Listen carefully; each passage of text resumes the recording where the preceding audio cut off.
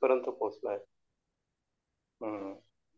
पण निश्चितच असं आहे की तुम्ही बऱ्याचशा पायऱ्या ज्या आहेत त्या पुढे गेलेला आहात.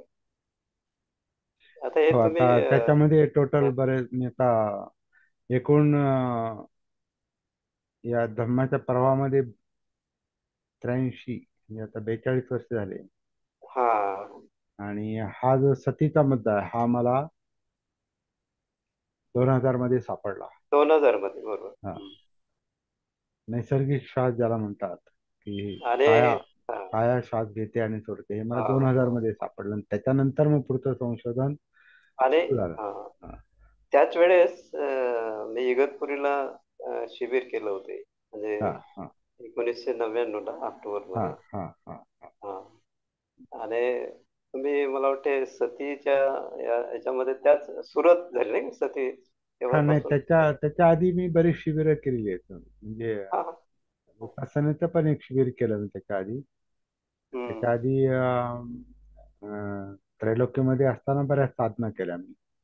हम्म, म्हणजे मुख्यतः आनापानसती मैत्री भावना तर होती, परंतु आणखीन काही बोधिसत्वाच्या साधना वगैरे, हम्म, म्हणजे त्यांनी दिलेली साधना आणि मी स्वीकारलेली साधना आणि आणखीन ऍडिशनल साधना ह्याही करून पाहिल्या. हम्म, त्याच्यानंतर मग थोडा थाई परंपरेतले काही गोष्टी मी अभ्यास केला, साधना करून पाहिल्या. आणि थाईमध्ये पण अनेक अनेक लोक आहेत वेगळ्या पद्धतीने करणारे, हम्म, ते मी पाहिलं. इतरत्र पण ज्या गोष्टी मला ऑनलाईन सापडतात, आता खूप सापडतं मेडिटेशन म्हणून, काय काय खूप काही काय काय सापडतं. बरोबर. हा, आणि त्याच्याच्या 2000 साली मला जी ही गोष्ट जाणवली नैसर्गिक श्वासाची आणि स्वतःशी कनेक्ट होण्याची, तर नैसर्गिक श्वास मला स्वतःमध्ये घेऊन गेला खरं म्हणजे. बरोबर. हम्म, म्हणजे काया आनापान ही मला कायेमध्ये घेऊन गेली. हम्म, काया अनापान सती, सती भान, नैसर्गिक श्वासाचं भान ठेवता ठेवता कायेमध्ये उतरता आलं. म्हणजे कारण तो रस्ता दुसरीकडे जातच नाही, तिथंच जातो. हम्म. नाही बरं. हम्म, मग ते नैसर्गिक श्वास हाच मग एक मी सेंट्रल पॉइंट तेव्हापासून बनवलेला आहे. नैसर्गिक श्वास. त्याला दुसरं नाव मी म्हणजे अनात्म अनापान असं पण म्हणतो. अनात्म म्हणजे मी घेत नाही, मी सोडत नाही, असा हम्म, अनआत्म, नॉट सेल्फ. म्हणजे आपण श्वास घेत नाही, आपण सोडत नाही. आपण घेतला काय न घेतला काय, श्वास हा आपोआप चालू आहे नैसर्गिकपणे, आणि ती काया करते. आपलं शरीर आतून आत श्वास घेत, आणि हे कोणालाही जाणवू शकतं. हे कोणालाही जाणवू शकतं जो नैसर्गिक श्वास शोधण्याचा प्रयत्न करेल, त्याला जाणवू शकतं की कायेमध्ये श्वासाचं काय चाललेलं आहे. म्हणजे ही काया कशी नैसर्गिकपणे आन करते, अपान करते, हे शोधणाऱ्याला ते सापडणार बरोबर. आता ह्याच्यामध्ये आत बाहेर होत राहतं. म्हणजे साधना ही प्रॅक्टिस जी आहे नैसर्गिक आनापान सतीची, किंवा आनापान सतीची, किंवा काया आनापान सतीची, सगळ्याचा अर्थ एकच आहे. किंवा अनात्म काया आनापान सतीची, हे सगळे प्रॅक्टिसचा अर्थ एकच आहे की नैसर्गिक श्वास काही न करता बघायचा, म्हणजे अनुभवायचा. आता काही न करता याचा अर्थ असा की मुद्दाम श्वास घ्यायची आणि सोडायची गरज नाही. आणि त्याच्यामुळे त्याला इथं पहा आणि तिथं पहा, असं पहा आणि तसं पहा, असा मुद्दाच नाही. असा विषयच नाही. जसा आहे तसा पहा, श्वास जसा आहे तसा पहा, अनुभवा. आणि ते मी करत राहिलो. आणि मग त्याच्यातून मला ज्या ज्या काही गोष्टी सापडत गेल्या गेल्या 25 वर्षात, म्हणजे 2000 पासून आत्तापर्यंत. गेल्या 25 वर्षात मला ज्या ज्या गोष्टी या प्रॅक्टिसला धरून सापडत गेल्या, त्याला मी अं, सती साधना म्हणतो, म्हणजे जागृतीची साधना म्हणतो, भानावर येण्याची साधना म्हणतो, कनेक्ट होण्याची साधना म्हणतो, स्वतःशी कनेक्ट होण्याची साधना म्हणतो, कायेमध्ये उतरण्याची ती प्रक्रिया आहे. सुरुवात आपण आनापानसतीपासून करतो, जे सर्वत्र केलं जातं. कायेमध्ये उतरलं की मी जिवंत काया जिवंत काया म्हणजे जाणीवा, शरीरामध्ये जाणवणाऱ्या जाणीवा, ज्याला आपण फिलिंग म्हणतो, वेदना म्हणतो. कारण ह्या वेदना, ह्या जाणीवाच खरं म्हणजे सगळ्या अस्तित्वाची जाणीव करून देतात, आणि आपल्याला त्याची सती ठेवून अस्तित्वाचं भान ठेवता येतं. जाणीवा,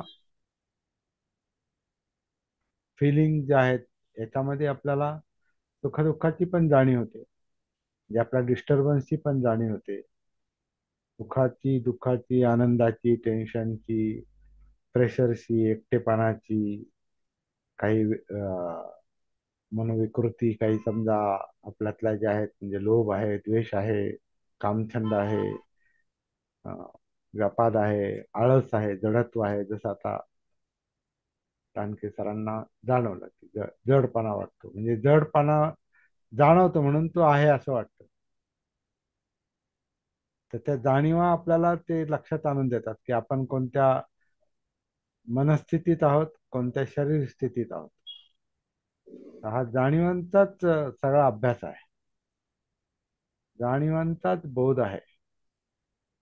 आणि तो बोध ह्या जागृतीच्या अभ्यासानं आपल्याला होतो. पण तो बोध होण्यासाठी अं, बारीक सारीक गोष्टींचा बोध होण्यासाठी आपल्याला आधी कनेक्टिव्हिटी एस्टॅब्लिश झाली पाहिजे आधी आतमध्ये. जे ती कनेक्टिव्हिटी कधीही डिस्कनेक्ट होता कामा नये, अशी एवढी इथपर्यंत आपली साधना एकदा आली ते अवघड असतंय ते. पण तेच सुरुवातीला टार्गेट ठेवायचं, असं माझं अनुभवातून मत बनलेलं आहे. पहिलं काम कनेक्टिव्हिटीच ठेवायचं, म्हणजे आतमध्ये आपण कनेक्टेड कसं राहू, परत परत परत परत. आणि आतमध्ये कनेक्टेड राहण्यासाठी आपण हे शरीर आतून आत कसं आन करतं, अपान करतं, सतत, म्हणजे नॉनस्टॉप ते चालू आहे. त्याचं आन करणं, अपान करणं, म्हणजेच त्या निमित्तानं होणारी पोटाची हालचाल, छातीची हालचाल, पाठीची हालचाल, ह्या धडाची हालचाल, जे आकुंचन प्रसारण चाललेलं असतं, तर ते आनापान चालू आहे, म्हणजे एक क्रिया. त्या निमित्तानं आपण कनेक्ट होतो पाहता पाहता. परंतु आपलं माइंड जे भरकटतं, मन जे भरकटतं अनेक विषयांमध्ये, म्हणजे अनेक विषयांचं ते ध्यान करतंय असं मी म्हणतो. ध्यान म्हणजे काय, अटेन्शन आहे. आणि अटेन्शन कुठे जातं, मनात जे जे काही येतं तिकडं अटेन्शन जातं. आणि विशेषतः मनाला जी गोष्ट जास्त प्रभावित करते तिकडे जास्त अटेन्शन जातं, तिकडे जास्त ध्यान जातं. ध्यान हा व्यवहारातला शब्द आहे. माझं ध्यान इकडं, माझं ध्यान इकडं गेलं, तिकडे गेलं, जरा ध्यान इकडं द्या, ध्यान कुठे आहे, आता आपण ध्यान हा शब्द व्यवहारातही बोलतो. तर ध्यान म्हणजे सिम्पली अटेन्शन. आणि अटेन्शन ही मनाची क्रिया आहे, मानसिक क्रिया आहे. आणि अटेन्शन कुठे जातं, इंद्रियांच्या विषयांकडे. म्हणजे आता मी समजा डोळ्यानं स्क्रीन पाहतोय, आणि स्क्रीनवर मी तुम्हाला पाहतोय, किंवा मला पाहतो, किंवा अशोक मस्केंचं फक्त नाव इथं दिसतं, ते नाव मी पाहतो, किंवा अनिल गायकवाडांचं नाव फक्त इथं दिसतं, ते मी पाहतो. जिथं डोळ्यांचं अटेन्शन जातं ते मी पाहतो. जे ऐकायला येतं तिकडं लक्ष जातं, मी म्हणजे मन. अशोक, व्यवस्थित बसा. जिकडे जे ऐकायला येतं तिकडे मनाचं अटेन्शन जातं, म्हणजे ध्यान जातं. आणि मग इंद्रियांचे विषय, गंध, चव, स्पर्श जे काय असतील ते, आणि मनातले विचार किंवा इमोशन, भावना, इकडे मनाचं अटेन्शन जातं त्या त्या वेळेला. आणि म्हणून मन भरकटतं. आपण म्हणतो मन भरकटतं, इकडे तिकडे जातं ते इतर विचारांमध्ये गर्क असतं, इमोशन्स मध्ये गर्क असतं, किंवा हरवतं, ते आपण म्हणतो हरवतो आपण. तर ते वेगळ्या ध्यानांमध्येच हरवतं. आणि विशेषतः ज्याचा जास्त परिणाम होतो, जास्त सुखदायक गोष्टी, जास्त दुःखदायक गोष्टी माणसाचं मन वेधून घेतात. मनाचं लक्ष वेधून घेतात. तिथं मनाचं ध्यान जातं. किंवा आपण ज्याला ध्यान साधना म्हणतो, ते आपण इन्स्ट्रक्शनवर करतो. म्हणजे शब्द ऐकतो, सांगणाऱ्याचे आपण शब्द ऐकतो आणि त्याप्रमाणे करतो. म्हणजे तो श्रवणाचा, कानाचा विषय आहे तो. कानावर शब्द पडतात आणि त्याप्रमाणे आपण कृती करतो. हे असं पहा, तसं पहा, इथं पहा, तिथं पहा. हे ते शब्द कानावर पडतात म्हणून आपलं लक्ष तिथं जातं. म्हणजे आपण शब्दांवर ध्यान करतो. आणि शब्द म्हणजे ऐकणं आहे. दुसरे शब्द म्हणजे आपल्या मनातले विचार आहेत. मनातले जे विचार आहेत त्याच्यामध्ये शब्दच आहेत, संज्ञा आहेत. आणि ज्या संज्ञा, जे शब्द, जे विषय, जे विचार जास्त प्रभावित करतात, विचलित करतात किंवा आनंदित करतात, तिकडं मनाचं ध्यान जातं. आणि हे जे सगळं मनामध्ये चाललेलं आहे, त्याचं मनाला भान आहे का,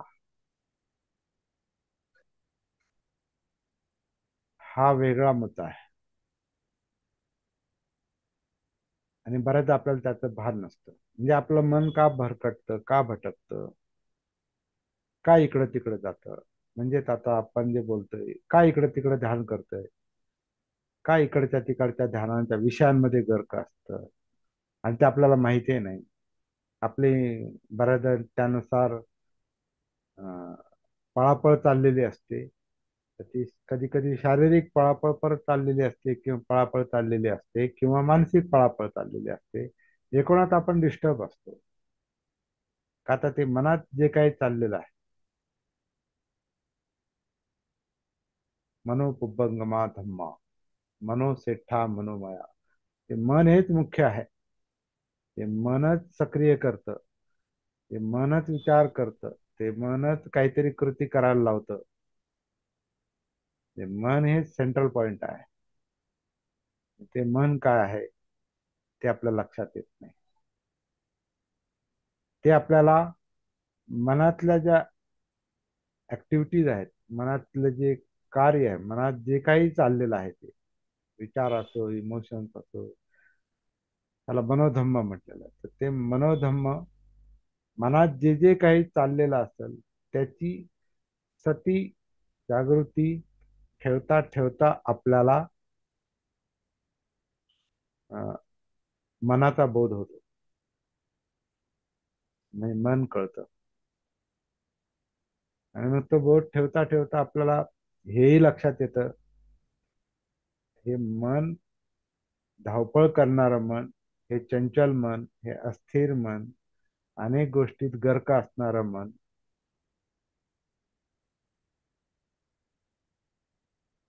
त्याला स्वतःचं भान नाही. म्हणजे आपल्याला आपलं भान नाही. म्हणजे मनाला मनाचं भान नाही. आपण म्हणजे मनच. आपण जेव्हा आपण स्वतःविषयी बोलतो, ऍक्च्युअली ते मनाविषयी बोलत असतो. म्हणजे आपण म्हणतो माझ्या मनात असा विचार आला, मला असा विचार आला, डोक्यात असा विचार आला, ते मला जरा भीती वाटली, किंवा मला स्वप्न पडलं. तर आपण अशा ज्या गोष्टी बोलतो ते खरं म्हणजे मनाबद्दलच बोलतो. कारण विचार येतो मनात, भावना येतात मनात, स्वप्न पडतात मनात. आपण डायरेक्टली जरी मन हा शब्द वापरत नसलो, तरी बोलतो आपण मनाबद्दलच. आपल्याबद्दल बोलतो म्हणजे मनाबद्दलच बोलतो. कारण जे काय घडतं ते त्याच्यातच घडतं. तर मला बोर झालं, मला करमत नाही, मला इकडे जायची इच्छा झाली, मला अमकं करायची इच्छा झाली, तमकं करायची इच्छा झाली, तर हे सगळं जे चाललंय ते मनातच चाललंय. कारण इच्छा या मनातच आहे. ऍक्च्युली मनच सेंट्रल पॉइंट आहे, पण त्याचं भान नसल्यामुळे, त्याची सती नसल्यामुळे, म्हणजे धम्मानुसती शेवटची, त्याची सती नसल्यामुळे, त्याचं भान नसल्यामुळे आपल्याला हे कळत नाही की आपल्यात नेमकं काय चाललंय.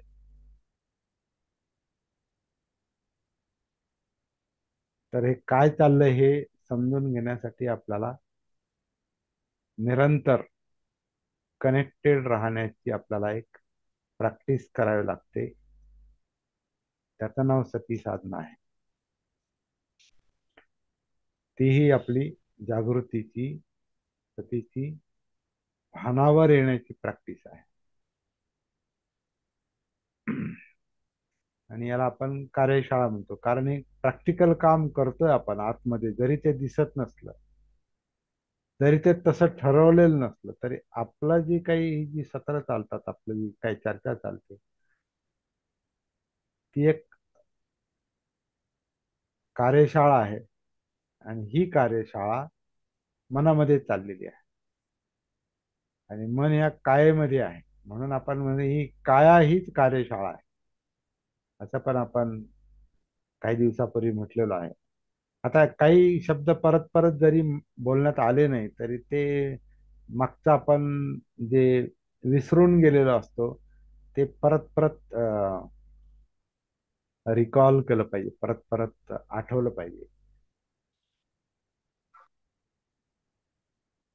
मला सुद्धा माझे व्हिडिओ मला परत ऐकावे लागतात, मी काय म्हटलो मागे. कारण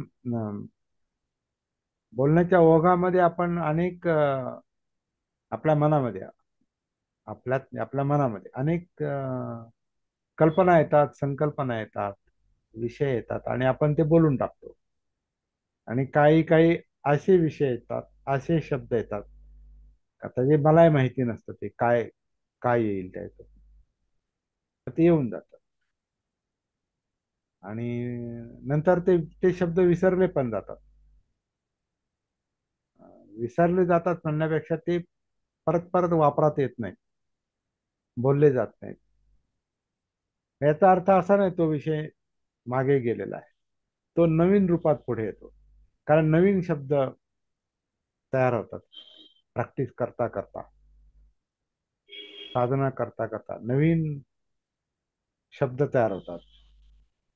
तर जसे आपण आपल्यामध्ये उतरतो, म्हणजे या काया वेदना चित्त मनोधम्म ह्या अस्तित्वात आपण जसजसे उतरतो, तसतशा आपल्या या गुंतागुंतीच्या अस्तित्वामध्ये, म्हणजे जीवनामध्ये, म्हणजे कायेमध्ये, म्हणजे चित्तामध्ये, म्हणजे मनामध्ये, म्हणजे आपलं जे अंतर्विश्व असतं, आणि आपल्याशी कनेक्टेड असलेलं जे बाहेरचं जग, बाहेरचं विश्व असतं, ज्या इंद्रियांच्या बाहेरचं, आपल्या अवतीभोवतीचं आपलं घरातलं जग असेल, नाही तर आपण जिथे जिथे वावरतो ते ते जग असेल, ज्या ज्या लोकांशी आपला संपर्क येतो ते जग असेल, आपलं आपला एरिया असेल, आपलं गाव असेल, आपलं शहर असेल, आपल्या कामाचं ठिकाण असेल, आपल्या व्यवसायाचं ठिकाण असेल, आपण एखाद्या संघटनेत असू, ते संघटना असेल, काही काही असू शकतं. आपलं विश्व म्हणजे काय, आपण आपलं जीवन आत आणि बाहेर ज्या ज्या विषयांच्या संपर्कात असतं ते आपलं जग आहे, ते आपण आहोत. पण त्याची आपल्याला सती नसते, भान नसते. त्यामुळं आपलं नेमकं काय चाललंय, म्हणजे आपल्या मनाचं, आपल्या चित्ताचं नेमकं काय चाललंय ते लक्षात येत नाही, भान नसल्यामुळे. सती नसल्यामुळे. आणि ते लक्षात यावं, म्हणजे स्वतःच अभ्यास, स्वतःच संशोधन आपल्याला करता यावं, म्हणून आपण ही प्रॅक्टिस करतो. आणि याच्यातून आपले प्रश्न सुटणार आहेत. आणि आपले प्रश्न सुटले की आपल्याला इतरांच्या प्रश्नांकडे पण लक्ष देता येऊ शकतं. तर पहिलं काम आपलं केलं पाहिजे.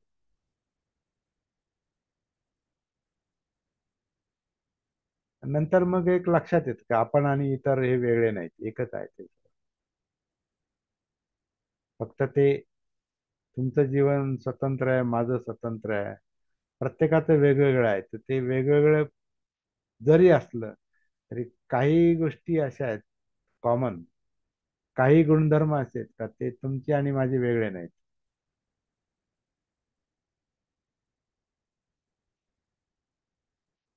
श्वास तुमचा आणि माझा वेगळा असला तरी श्वास नावाची गोष्ट एकच आहे. अनुभव वेगवेगळे आहेत. सब्जेक्ट टू पर्सन, म्हणजे त्या त्या व्यक्तीशी ते कनेक्टेड आहे. काया माझी पण आहे, तुमची पण आहे. माझी काया आणि तुमची काया ही वेगवेगळी जरी असली, अस्तित्व वेगवेगळं जरी असलं, तरी काया म्हणून एकच अनुभव आहे.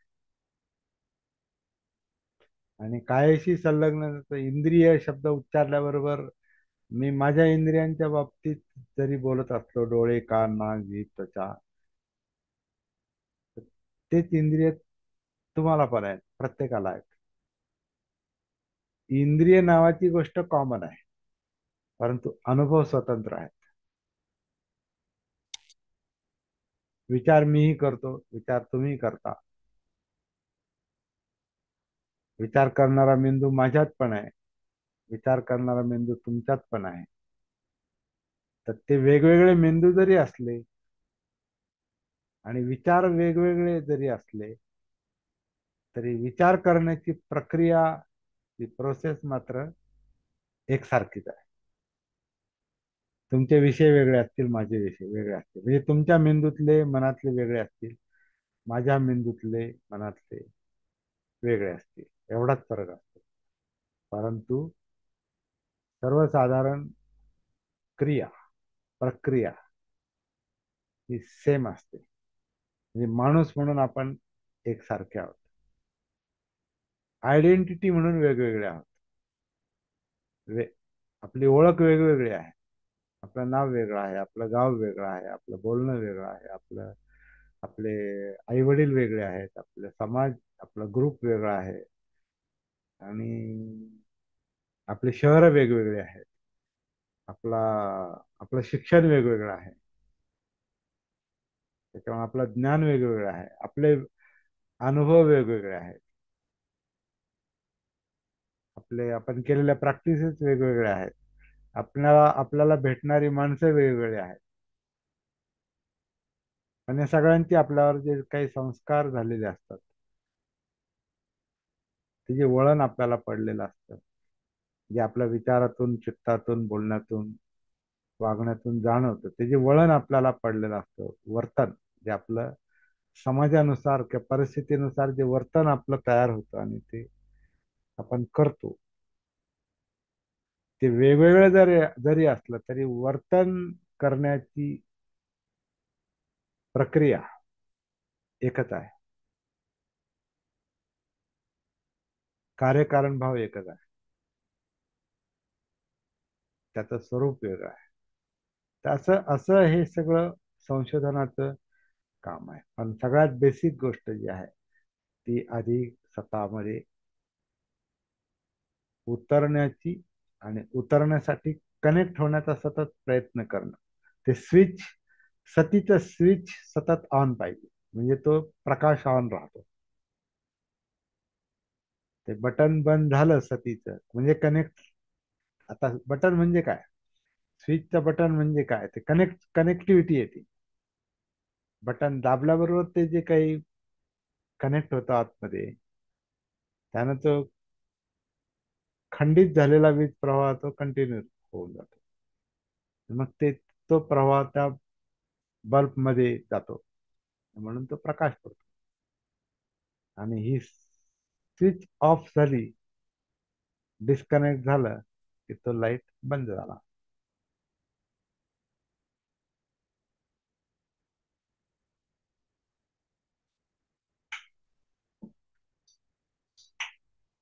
प्रकाशात फरक पडला. ते बटन मी परत दाबलं. अजून एक समोरचं बटन मी बंद करू शकत नाही, कारण मग अंधार होईल. तर स्विच कनेक्ट करते प्रकाश फक्त. तसं सतीचं स्विच जर आतमध्ये ऑन असेल, तर मग त्याच्यातला जो करंट, तर तो करंट म्हणजे चित्त आहे, मन आहे. ती कनेक्टिव्हिटी सुरू होते आणि मग आपल्याला आत काय आहे ते दिसतं, म्हणजे जाणवतं. कारण ते काय डोळ्याचं दिसणं नाही. बाहेरचं दिसणं हे डोळ्यांचं आहे, आतलं दिसणं हे जाणीवांचं आहे, किंवा त्याला अंतर्दृष्टी असं पण म्हटलेलं आहे. इनसाइट, इनसाइट, अंतर्दृष्टी. तर अंतर्दृष्टीसाठी अंतर्भान पाहिजे, म्हणजे सती. अंतर्दृष्टीसाठी अंतर्भान आलं पाहिजे, किंवा अंतर्सती असा पण आपण वेगळा शब्द आता आता निर्माण झाला माझ्या डोक्यात, मनात. अंतर्सती पाहिजे, अंतर्भान पाहिजे, अंतर्जागृती पाहिजे. मग अंतर्दृष्टी येते आणि त्याच्यामुळे अंतर्ज्ञान येतं. आणि त्या सगळ्याची जेव्हा आपल्याला सती असते, भान असतं, सम भान असतं, तेव्हा त्या अंतर्ज्ञानाचं रूपांतर प्रज्ञेमध्ये होतं. म्हणजे समज येते, हा हे असं असं आहे, कार्यकारण भाव कळतो.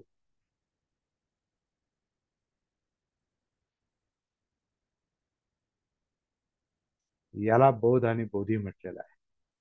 ह्याच्यातून बुद्ध तयार झाले, बुद्ध बनले, बुद्ध बनतो माणूस. अंतर्बोध होतो, अंतर्ज्ञान होतो, अंतर्बोध होतो. आणि त्या बोधाचं म्हणजे बोधी, पालीमध्ये बोधी, त्या बोधीचं परिपूर्ण रूप जे आहे ते सम्यक संबुद्ध, संपूर्ण जागृत, संपूर्ण संपूर्ण ज्ञानी, प्रज्ञावान, जे काही आहे ते. त्याची सुरुवात ही सामान्य पातळीवर सुरू होते. ते तुम्ही आम्ही आहोत. सिद्धार्थ गौतम अशाच प्रकारे सामान्यच होते ते. ते सामान्यातून असामान्यत्व जे येतं, ती एक ती एक प्रक्रिया आहे, प्रोसेस आहे. ती आपल्याला अनुभवाला आली पाहिजे. ते आपल्या जीवनाचं ध्येय आपल्याला बनवता आलं पाहिजे.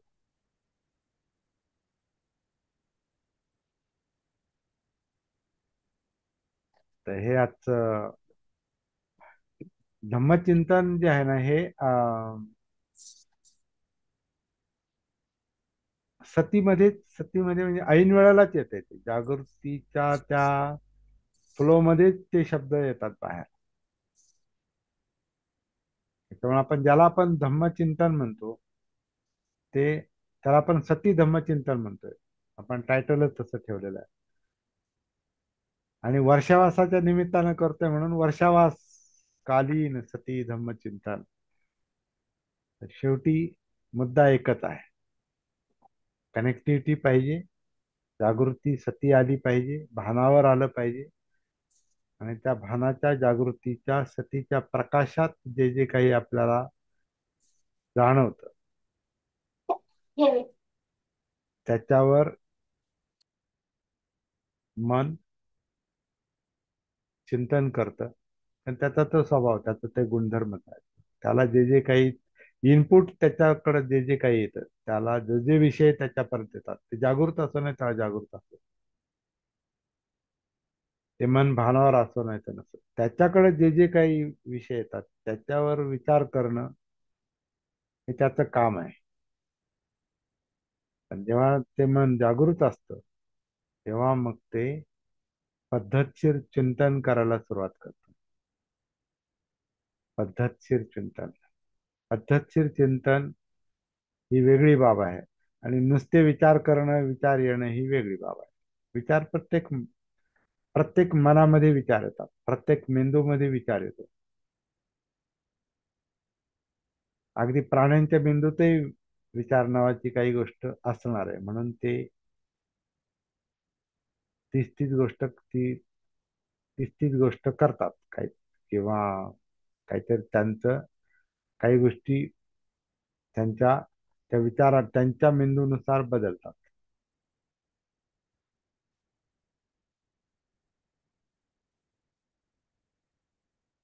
काही लोक आता म्हणजे म्हणतात ना, आता चिंपॅझी नावाचं माकड, किंवा एप नावाचं माकड, किंवा आणखीन काय, आता काही तर म्हणतात व्हेल नावाचा मासा. आता आपण तो काही पाहिला नाही, मी तरी पाहिला नाही म्हणजे आता प्रत्यक्ष. आणि चिंपॅझी वगैरे हे पण माकडं आपण पाहिली नाहीत, परंतु हे आपण साधी माकडं जरी पाहिली ना, आपल्या ह्याच्यात जवळपास कुठे कुठे आपण गेलो समजा, एखाद्या घाटामधून चाललो समजा, माळशीच्या घाटातून किंवा इकडे खंडाळाच्या घाटातून, तर त्याच्या कडेला काही माकडं बसलेली असतात. तर त्यांची मुद्रा जर पाहिली, त्यांचं डोळे वगैरे जर पाहिले, तर असं वाटतं ते काहीतरी विचार करतायत.